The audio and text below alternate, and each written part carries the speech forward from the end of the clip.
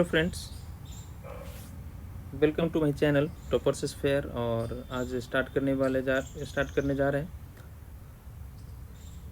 Linear independence and dependence. Topic है जो कि वेक्टर स्पेस में आता है। तो ये टॉपिक पे देखा मैंने एटीसी में कई बार क्वेश्चंस पूछे गए हैं, इसलिए मैंने इसको पिक किया है। और thanks to everyone for support and love. आज मैंने देखा मेरे चैनल पे 1000 सब्सक्राइबर पूरे हो गए हैं। Thank you. लेकिन ज़्यादा इम्पोर्टेंट ये है कि आप एग्ज़ाम में जिस पर्पज़ से मैं वीडियो बनाया वो आप अचीव कर सको। और मुझे ज़्यादा खुशी तब होगी जब आप एग्ज़ाम दे के आओगे या रिज़ल्ट के बाद हमें बताओगे कि आपका वीडियो मुझे एग्ज़ाम में मेरे लिए यूज़फुल रहा और मैंने अपने रिज़ल्ट को अचीव किया है। या फिर नहीं भी कर पाए, अगर एग्ज़ाम में मेरा यूज़फुल रहता है मेरा वीडियो, तो वो मेरे लिए अचीवमेंट रहेगा। स्टार्ट करते हैं टॉपिक। छोटा सा अनाउंसमेंट है, 10th का क्रैश कोर्स स्टार्ट कर रहे हैं। मैथ्स मैं ले रहा हूँ और साइंस अशोक यादव सर ले रहे हैं फोटोनिक्स यूट्यूब चैनल पे। जल्दी स्टार्ट करेंगे। चलिए आगे बढ़ते हैं। वीडियो चूँकि अभी आपका टाइम काफ़ी क्रूशियल है और हम ऐसे ही आपका टाइम बर्बाद नहीं कर सकते, इसलिए हमने क्या किया है, पहले सारे क्वेश्चन जो मैं इस वीडियो में शेयर करने वाला हूँ, आपसे बात करने वाला हूँ, वो सारे क्वेश्चंस हमने स्क्रीन पे पहले आपको दिखा दिया। अगर आप इस क्वेश्चन में कंफर्टेबल हो तो ये वीडियो देखने का ज़रूरत नहीं है ना। अगर आप नहीं कंफर्टेबल हो तो वीडियो देख लो। मैं शॉर्ट ट्रिक्स से कोशिश करूँगा जल्दी इसको हेल्प करें। सब चलो स्टार्ट करते हैं। उससे पहले मुझे कुछ बेसिक्स बताना पड़ेगा जो इस वीडियो में यूज़ करने वाला हूँ। सबसे पहले साइरस मेथड बताना पड़ेगा डिटर्मिनेंट इवेलुएट करने का। सपोज हमारे पास एक 3x3 डिटर्मिनेंट है जिसको मैं इवेलुएट करना चाह रहा हूँ। तो वैसे तो अब डिटर्मिनेंट इसका वैल्यू कोई भी निकाल लेगा, लेकिन थोड़ा सा फास्ट होता है साइरस मेथड। आपको क्या करना है, पहले तीनों डायगोनल एलिमेंट्स को मल्टीप्लाई कर लो। कैसे? पहले मैंने क्या किया, तीनों डायगोनल एलिमेंट्स को मल्टीप्लाई किया 2 इंटू 1 इंटू -3 प्लस। अब ये डायगोनल के ऊपर कौन सा एलिमेंट्स है, ये तो अपना डायगोनल एलिमेंट्स है। इसके जस्ट ऊपर ये दोनों एलिमेंट्स है, आप इनको मल्टीप्लाई करो 5 इंटू -1। अब डायगोनल के ऊपर इन दोनों को मल्टीप्लाई किया तो एलिमेंट्स को 3 कैटेगरी में डिवाइड कर, एक डायगोनल वाला, एक उसके जस्ट ऊपर वाला और एक सबसे ऊपर वाला, है ना। इसी तरीके से नीचे की तरफ डायगोनल, ये दोनों उसके नीचे और ये सबसे नीचे। तो मैं पहले डायगोनल के तीनों एलिमेंट्स को मल्टीप्लाई किया, उसके बाद इसके ऊपर के 2 एलिमेंट्स को मल्टीप्लाई किया, लेकिन हर मल्टीप्लिकेशन में 3 एलिमेंट्स होने चाहिए। तो 5 इंटू -1 हो गया, एक एलिमेंट्स और बच गया जो हम इस साइड से ले लेंगे, इस तरफ से लेंगे। तो 5 इंटू -1, और हमें कौन सा एलिमेंट लेना है, अब 5 ले लिया, -1 ले लिया, ठीक है। तो इसी पोजीशन में इधर 2 एलिमेंट है 3 एंड 2, इसको नहीं लेंगे। 5 -1 लिया तो इसका इमेज 3 है और -1 का इमेज 2 है। तो 5 इंटू -1 करने के बाद इन दोनों में से कोई भी नहीं लेंगे, इसके अलावा जो इधर एलिमेंट बच रहा है इसे ले लेंगे। तो 5 इंटू -1 इंटू -3। एक बार मैं रिपीट भी करूँगा तो आप पेशेंस रखो, अभी आपको समझ में आ जाएगा। उसके बाद इन तीनों को मल्टीप्लाई कर लिया, इन दोनों को इससे मल्टीप्लाई कर दिया। अब इस एलिमेंट ये बच गया -2, लेकिन मल्टीप्लिकेशन में 3 एलिमेंट्स होने चाहिए। तो अब ये एलिमेंट ले लिया, इसका इमेज इधर कौन सा है, इसके कोरस्पॉन्डिंग एलिमेंट्स इधर ए वाला है, ठीक है। इसको नहीं लेना, -2। इसके अलावा कौन से एलिमेंट्स और बच रहे हैं, 3 इंटू 2, -2 इंटू 3 इंटू 2, ये प्लस वाले एलिमेंट्स आ गए। सिमिलरली हमें कुछ एलिमेंट्स को माइनस करना पड़ेगा। तो अब की बार मैं ये डायगोनल लिया था, अब की माइनस करने के लिए ए वाला diagonal low, this into this into this. पहले बिल्कुल पहले की तरह जब जैसा भी किया, -2 इंटू 1 इंटू -3। वैसे ये काफ़ी फास्ट है, लेकिन जस्ट मैं अभी समझा रहा हूँ इसलिए स्लो लिख रहा हूँ जल्दी। -2 इंटू 1 इंटू -3 ये हो गया। अब इसके ऊपर आ जाओ, जैसे लास्ट टाइम ये तीनों एलिमेंट्स लेने के बाद इन दोनों को कंसीडर किया था, वैसे ही अभी इन तीनों एलिमेंट्स के लेने के बाद इन दोनों को कंसीडर करो, 5 इंटू 3। अब इसके साथ किसको लोगे, इधर 5 इंटू 3 है, 3 का इमेज 2 है और 5 का इमेज -1 है, तो इसको नहीं लेना। 3 इंटू 5, इसके अलावा जो एलिमेंट बच गया इधर कौन, -3, 3 इंटू 5 इंटू -3। अब ये तीनों एलिमेंट्स ले चुके, इन दोनों का मल्टीप्लाई इससे कर चुके, अब ए एलिमेंट बच रहा है 2। अब आप ही बता सकते हो इसको किसके साथ मल्टीप्लाई करेंगे, कौन बचा, इसका इमेज है ये नहीं, इसको छोड़ के 2 इंटू -1, 2 इंटू 2 इंटू -1। ठीक है, अब इसको कर लेंगे तो हो जाएगा -6 + 15 -12 माइनस हो गया प्लस का 6 माइनस का 45 माइनस का 4, तो ये हो गया -3 माइनस, और -49 में से 6 चला गया तो माइनस का 43, -3 + 43, तो हो गया 40। इसका डिटरमिनेंट का वैल्यू हो गया 40। तो हमने कैसे किया, दोबारा से, है ना, दोबारा से। अगर आपको समझ में आ गया तो आप कुछ सेकंड आगे बढ़ सकते हैं। मैं एक बार जल्दी से एक्सप्लेन कर देता हूँ वापस से। क्या किया, पहले इन तीनों एलिमेंट्स को मल्टीप्लाई किया। 2 × 1 × -3 कितना हो जाएगा, डायरेक्ट लिख रहे हैं। 2 1 -3 माइनस का 6, उसके बाद जस्ट इसके ऊपर 5 × -1 और इधर का 3, -5 × -3 प्लस का 15। उसके बाद ए वाला एलिमेंट और इधर का ये दोनों, 3 2 × 6 2 × -12 या माइनस, अब उल्टा दिस इंटू दिस, ये हो गया 6। उसके बाद ये दोनों एलिमेंट्स 15 और इधर का ये माइनस का 45, और इसका एलिमेंट 2 और ये दोनों 2 × 2 × -1 माइनस का 4, तो ये कितना हो गया, -18 + 15 तो माइनस का 3। अब ये आ गया 6 -49 तो माइनस का 43, तो -3 + 43 विच इज़ 40। आप समझ गए होंगे साइरस मेथड क्या होता है डिटरमिनेंट इवेलुएट करने का। ठीक है, आगे बढ़ते हैं। अब रैंक ऑफ द मैट्रिक्स समझते हैं। Rank of the matrix using determinant कैसे निकालते हैं। मान लीजिए हमारे पास एक 3×3, ये एक मैट्रिक्स है 3×3, तो हमें क्या करना है, हमें इस 3×3 में एक मैट्रिक्स या सब मैट्रिक्स, है ना, ऐसा सर्च करना है जिसका डिटरमिनेंट का वैल्यू 0 के इक्वल नहीं हो। Search for the determinant of the maximum size that is not equal to 0। अब ये समझ में आएगा क्वेश्चन के थ्रू, है ना, बिल्कुल भी टेंशन लेने का जरूरत नहीं, क्योंकि ये क्वेश्चन काफ़ी फास्ट करने के लिए सब हमें पहले बताना पड़ेगा। Search for the determinant for the maximum size. 3×3 में पहले हमने सोचा कि कोई 3×3 का डिटरमिनेंट है, क्या 3×3 का जो डिटरमिनेंट है उसका साइरस मेथड से निकाला, क्या वो 0 है। अगर वो 0 नहीं है तो रैंक हो जाएगा उसका 3। अगर 3×3 0 नहीं है तो उसका रैंक हो जाएगा 3। मान लो 3×3 का जो मैट्रिक्स है उसका डिटरमिनेंट 0 आ रहा है, तो अब हम क्या करेंगे, उसमें बहुत सारे 2×2 के छोटे छोटे सब मैट्रिक्स बनेंगे, उनका डिटरमिनेंट इवैल्यूएट करेंगे। कैसे करेंगे अभी बताएंगे। और मान लो वो 0 नहीं है, उसमें से कोई भी एक भी 0 नहीं मिला तो रैंक हो जाएगा 2। उसके बाद मान लो हमारे पास जो नंबर ऑफ वेरिएबल है या कंपोनेंट्स है, जो भी क्वेश्चन के थ्रू पता चलेगा, वो रैंक ऑफ मैट्रिक्स के इक्वल है। रैंक और एंड वेरिएबल दोनों इक्वल है तो इंडिपेंडेंट होगा। रैंक वेरिएबल इक्वल मतलब इंडिपेंडेंट, है ना। और रैंक अगर कम है वेरिएबल से तो dependent. Rank variable equal independent. अगर वो इक्वल नहीं है, रैंक कम हो गया वेरिएबल से या कंपोनेंट से, तो डिपेंडेंट। चलो क्वेश्चन स्टार्ट करते हैं। सबसे पहले मेरे पास एक क्वेश्चन है, क्या बोला, इधर set this is linearly independent. आपको कुछ नहीं करना, ये जो 3 एलिमेंट्स गिवन है इसका डिटरमिनेंट बना लो। 1 2 3, ये पहला रो इसे कॉलम बना लिया, दूसरा 3 2 9 और 5 2 -1। मैं ये बता रहा हूँ कि इसमें नंबर ऑफ वेरिएबल या कंपोनेंट्स कितने हैं इस वेक्टर के, 1 2 3, तो 3 कंपोनेंट्स हैं।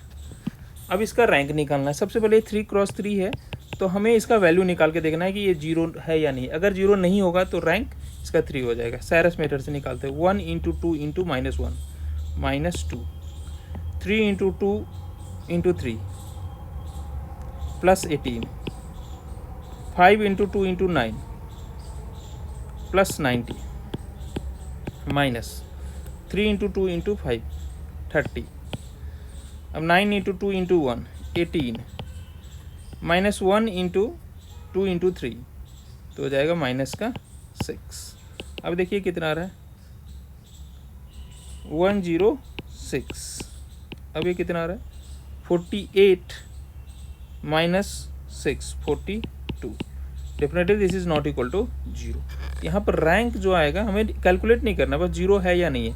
तो यहाँ पर रैंक जो आ गया वो आ गया 3, और नंबर ऑफ कंपोनेंट भी 3 है, equal to number of component, दोनों इक्वल हो गया। मतलब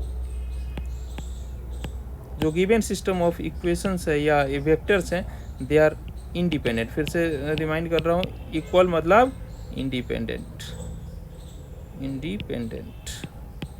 क्लियर? ये काफ़ी फास्ट कर सकते हैं आप, और बहुत सारे मैंने देखा मेथड्स बुक वगैरह में वो थोड़ा लेंथी हो जाता है, इसे फास्ट कर लोगे।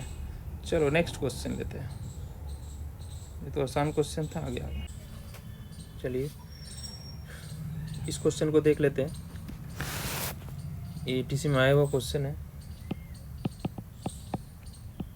तो यहाँ पे हमारे पास दो क्वेश्चन है इनफैक्ट। S1 को डिटरमाइन करना है, यहाँ पे 4 हैं, 4 वेक्टर्स, सबके 3 कंपोनेंट्स हैं। यहाँ पर 3 वेक्टर्स और सभी के 3 कंपोनेंट्स हैं। तो ये लीनियरली इंडिपेंडेंट है या डिपेंडेंट है? सबसे पहले मैं S2 को पता करता हूँ, क्योंकि S1 के लिए हमें स्पेशल तरीके से करना पड़ेगा। तो S2 को देखते हैं। यहाँ पर 3 वेक्टर हैं। पहला वेक्टर है, मैं मैट्रिक्स बना लेता हूँ, 1 0 0 0 1 1 1 0 0 0 1 1 एंड 0 0 0। ठीक है। और नंबर ऑफ कंपोनेंट्स कितने इसमें? Number of components equal to 3। तो हमें इसका रैंक चेक करना पड़ेगा। सबसे पहले ये पूरा जो डिटर्मिनेंट है इसी को चेक करते हैं। देखो इसमें एक पूरा का पूरा कॉलम 0 है, तो किसी भी डिटर्मिनेंट में अगर कोई एक कॉलम पूरा का पूरा 0 हो या रो 0 हो तो उसका वैल्यू 0 होता है। तो पक्का इसका रैंक अब 3 तो हो नहीं सकता है, क्योंकि 3 क्रॉस 3 का डिटर्मिनेंट 0 हो गया। तो रैंक लेस देन 3। तो यहाँ पे देखो rank equal to less than 3 है, मैंने rank is less than number of component. मतलब सिस्टम क्या हो जाएगा? यहाँ पर सिस्टम हो जाएगा आपका डिपेंडेंट। तो अब कौन सा ऑप्शन मैच कर रहा है? S2 is dependent. तो पहला तो हो ही नहीं सकता, दूसरा हो ही नहीं सकता, C एंड D में से कोई एक आंसर होगा, चूँकि C एंड D दोनों में। अब हमें पता करना है S1 के बारे में। लेकिन ये क्वेश्चन S1 थोड़ा सा डिफरेंट है। S1 कैसे डिफरेंट है? क्योंकि इसमें कंपोनेंट्स 3 और 4 वेक्टर्स दे दिए। ठीक है। तो आप इस क्वेश्चन में क्या करना है, जब हमारे पास 3 कंपोनेंट्स और 4 वेक्टर्स हैं, तो आप क्या करो, हमारे पास जो वेक्टर है S1 के लिए है वो है, लिख लेते हैं 2 3 1 1 0 5 2 3 1 1 0 5। यहाँ पर ऐसा होना चाहिए था 0 1 0 0 0 1 0 1 0 एंड 0 0 1। ये आ रहा है मेरा S1। अब देखिए, आप इसको एक ही बार में चेक नहीं कर सकते इस तरीके से। आप क्या करो, 3 लेके चेक करो। पहले मैं इन तीनों को ले लिया, पहला तीनों को ले लेता हूँ, 2 3 1 1 0 5 एंड 0 1 0। इसको चेक करेंगे। ठीक है। फिर इन तीनों को ले लेते हैं, लास्ट के तीनों को, इसको चेक कर लेते हैं, 1 0 5 0 1 0 0 0 1। और लास्ट में हम लोग चेक करेंगे, फर्स्ट 3 को ले लिया, लास्ट 3 को ले लिया। अब क्या करते हैं, फर्स्ट और इसे ले लेते हैं। 3 ही तरीके से हम लोग ले सकते हैं, है ना। चूँकि हम चेक कर सकते हैं 3 का ही, 3 कंपोनेंट्स है तो हमें डिटर्मिनेंट हम 3 का ही बनाएंगे। 2 3 1 0 1 0 एंड 0 0 1। ठीक है, ऐसा बना लिया। अब हम चेक करते हैं कि ये तीनों से बना हुआ ये डिटर्मिनेंट, क्या ये तीनों लीनियरली इंडिपेंडेंट है या डिपेंडेंट है। तो नंबर ऑफ कंपोनेंट्स यहाँ पर मेरे पास कितने हैं, number of components equal to 3। तो इसका जो रैंक आना चाहिए इन तीनों मिला के, अगर वो 3 आता है तो ये तीनों के तीनों लीनियरली इंडिपेंडेंट हो जाएंगे, रैंक और कंपोनेंट इक्वल आ जाएगा। तो चलो इसका रैंक चेक करते हैं। इसको अब इवेल्युएट करेंगे 2 × 0 × 0। सबसे पहले आ गया 0, फिर 3 × 5 × 0, ये भी आ गया 0, फिर 1 × 1 × 1, ये आ गया प्लस का 1 माइनस में, माइनस में 2 इंटू जीरो ये आ गया 0, फिर 3 इंटू 5 इंटू जीरो ये भी आ गया 0, और 1 इंटू 1 इंटू 1 ये आ गया आपका 1, ये क्या आ गया 1 माइनस 1 0। सही लिखा हमने 2 3 1 1 0 5 0 1 0, ये आ गया 0, ये आ गया 0, और ये आ गया 1 1 1 1। ठीक है, एक बार 1 0 0 0 3 1 0, ठीक है, और ये आ गया 5 1 2, तो ये आ जाएगा 10 ना, 10 ऐसे जब 0 0 1 1 3 0 एंड 5 1 2, ये आ गया माइनस का 10, तो 1 माइनस 10 इज माइनस 9। अच्छा, ये नॉट इक्वल टू 0 आ रहा है, मतलब इसका रैंक जो है वो 3 है, और इस तीनों में कितने कंपोनेंट्स है 3, मतलब ये तीनों के तीनों क्या है लीनियरली इंडिपेंडेंट, ये तीनों लीनियरली इंडिपेंडेंट हो गए। अब इन तीनों से जो बनाया है इसको चेक कर लो जल्दी से, मतलब काफ़ी फास्ट हो सकता है, मैं समझा रहा हूँ इसलिए टाइम लग रहा है। ये तीनों को इवेलुएट करो, आ गया 2, साइरस मेथड लगाओ, this into this, this into this into this 0, this into this into this 0, minus 1 into 1 into 0 0, 0 into 0 into 2 0, and 1 into 3 into 0 ये भी 0, तो 2 माइनस 0 इक्वल टू 2 आ रहा है, यहाँ भी 3 आ रहा है, यहाँ भी नॉट इक्वल टू 0 आ रहा है, यहाँ भी रैंक कितना हो गया 3 और कंपोनेंट के इक्वल, तो ये तीनों भी इंडिपेंडेंट है। पहला तीनों भी इंडिपेंडेंट आ गया, दूसरा तीनों भी इंडिपेंडेंट आ गया। अब जो इन तीनों से बनाया था उसको चेक करते हैं, इसका डिटर्मिनेंट चेक करो, ए भी देखना नॉट इक्वल टू 0 आ जाएगा, तो ये भी आगे इसको चेक किया 1 1 1 का 1 0 0 0 प्लस का 0 5 0 0 0 माइनस 5 1 0 0 0 0 1 0 1 0 0 0, ये आ गया 1, ये भी कि नॉट इक्वल टू 0 आ गया, तो यहाँ भी रैंक कितना आ गया 3। मतलब इस आपको क्या करना है, जब हमें 4 वेक्टर्स दे दें और 3 कंपोनेंट्स दे, तीनों को अलग अलग देखो, तीनों को अलग अलग देख लिया मैंने, और सब के सब क्या आ रहा है ये तीनों भी इंडिपेंडेंट है, ये तीनों भी इंडिपेंडेंट है, और ये तीनों भी इंडिपेंडेंट है। अगर ऐसा होता है तो पूरा का पूरा से चार वेक्टर 3 कंपोनेंट्स और सभी को इंडिविजुअली चेक किया, और सभी के सभी क्या आ रहे हैं इंडिपेंडेंट, इसका मतलब हम सिस्टम जो है वो डिपेंडेंट हो जाएगा। क्या लर्न किया आपने, आपको ध्यान रखना है, जब 4 वेक्टर्स गिवन हो 3-3 करके चेक किया, और वो 3-3 करके हर सबके सब इंडिपेंडेंट आ रहा है, ठीक है, तो पूरा का पूरा सिस्टम डिपेंडेंट हो जाएगा। इसको ध्यान में रखा, और उस हिसाब से S1 and S2 both are dependent, option number D. देखो फास्ट कर सकते हैं, बस थोड़ा लेंदी क्वेश्चन भी था, फिर भी इसको हमने जल्दी से कर लिया, समझाया इसलिए थोड़ा टाइम लगा। अब एक क्वेश्चन है e to the power x, e to the power 2x, e to the power 3x। हमारे पास इस बार 3 कंपोनेंट्स है, लेकिन आपको क्या करना है x का वैल्यू रखना है। 3 कंपोनेंट्स है, एक बार x का कुछ वैल्यू रख लो जो आप आराम से रख सकते हो। x इक्वल टू 0 रख दो, क्या हो जाएगा, इसके कंपोनेंट्स क्या हो जाएंगे e to the power 0, e to the power 2 into 0 and e to the power 3 into 0। सभी आ गया 0 0 0, ये आ गया आपका वेक्टर जो आ गया, ये आ जाएगा आपका 1 1 1। फिर x का वैल्यू 1 रख देते हैं, इससे वेक्टर कितना आ जाएगा e का पावर 1, 2x में 1 रखोगे e स्क्वायर, और ये e क्यूब आ जाएगा।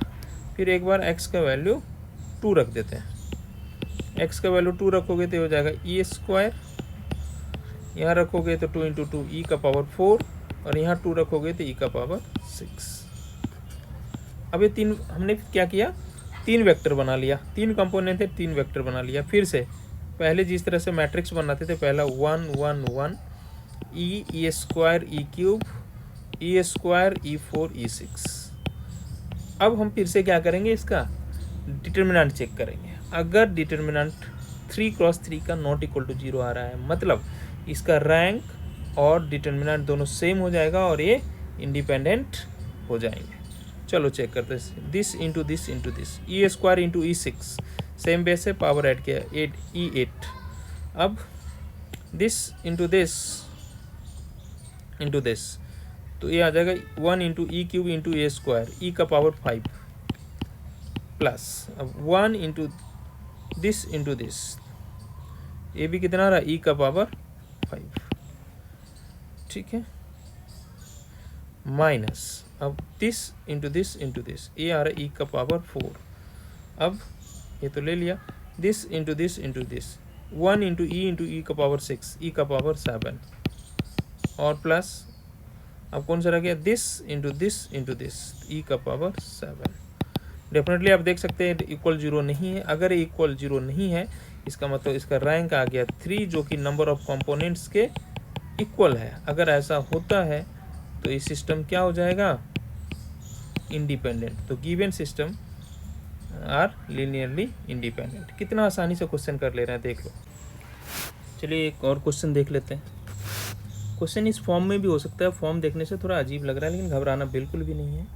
यहाँ पे हमें फिर से क्या करना है, हमें वेक्टर्स बनाने हैं। तो यहाँ पर कैसे कैटेगराइज करना है, अब देखो जो वेक्टर बनाएंगे उसके कंपोनेंट्स ऐसे लिखने वाले हैं हम लोग कि यहाँ x का पावर कितना है 0, यहाँ x का पावर 1 और यहाँ x का पावर 2। सबसे पहले x का पावर 0 का कंपोनेंट, फिर x का पावर 1 का कोफिशिएंट और x का पावर 2 का कोफिशिएंट। यहाँ पे 0 का कोफिशिएंट जो कि है इसमें 1, ये 3 और ये 2।